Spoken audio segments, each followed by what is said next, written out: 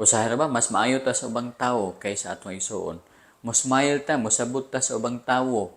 Pero atong igsuon, mura tag tigre, mura tag leon, mura tag iring, no?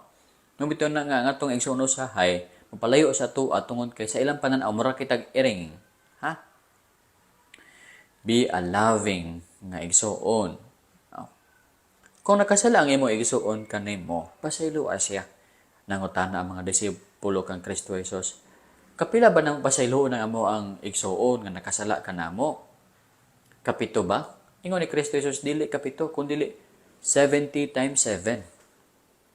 490 times a day. Nagpasabot ng infinite ang imong pagpasaylo sa imong igsuon. Abi mo, pasaylo agad kay kung dili nimo pasaylo ang imong igsuon, ingon ni Kristo, dili usab ka niya pasayloon. Musa pasaylo ang imuhang igsuon. Pag hinigugma ay kamo, ay kamo pag-away-away.